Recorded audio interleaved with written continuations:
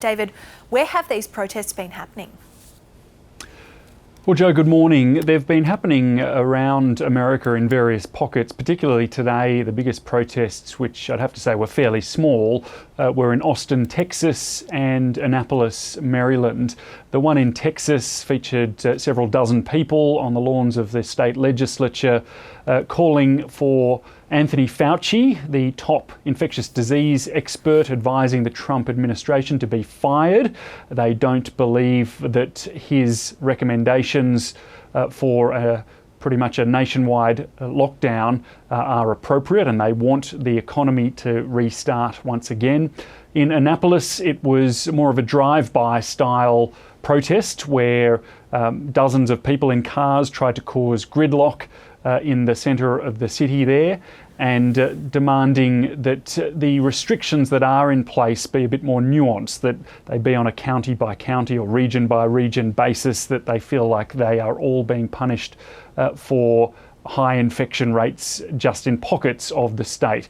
So in the land of the free, it seems that people wanted to exercise their constitutional rights to protest in defiance of the stay-at-home orders that have been issued for their respective states.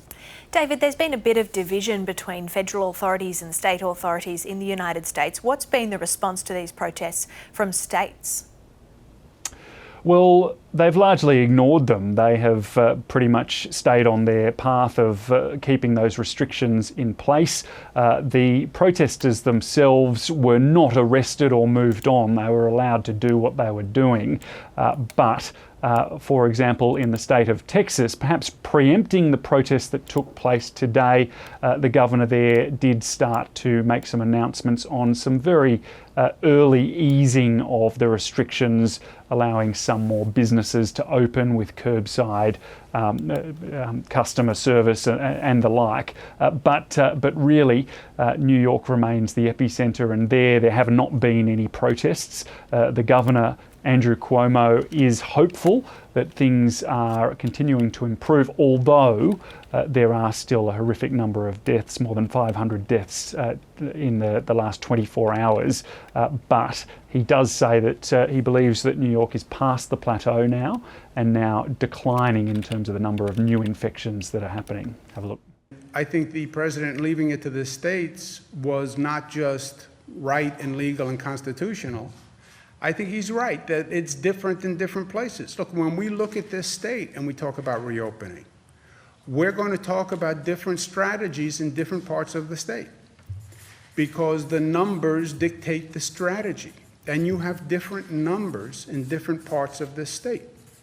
That's New York's governor there. And David, Donald Trump is holding his daily briefing at the moment. What's he been saying? Well, these daily briefings were originally all about providing information on the coronavirus, and they do get to that eventually. But today, as an example, Donald Trump spent close to 30 minutes talking about, all manner of issues loosely related to the coronavirus crisis, but essentially just defending his record and attacking his enemies. He claimed also that the United States was in fact doing better than any other country in the world, perhaps barring Germany. Take a look at what he said. The United States has produced dramatically better health outcomes than any other country, with a possible exception of Germany, and I think we're as good or better. And just finally, David, on another note, there are calls for the US to stop deporting refugees over fears that the virus may spread south of the border. Yeah, that's right. And this comes after a plane load of refugees that were deported to Guatemala were found to be 75% infected with COVID-19. It's concerning for a number of reasons. They're a more vulnerable group of people, particularly once they arrive back in a country that doesn't have as good a healthcare as the United States. There are concerns, as you say, of spreading this virus south of the border to countries that are not as well equipped to handle it.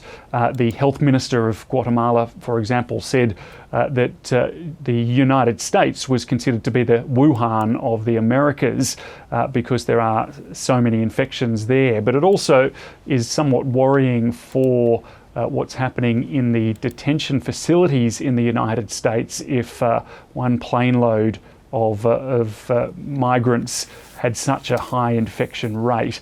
There are questions now being asked about what's happening inside those very secretive facilities here in the US. All right, David Lipson there in Washington, thank you.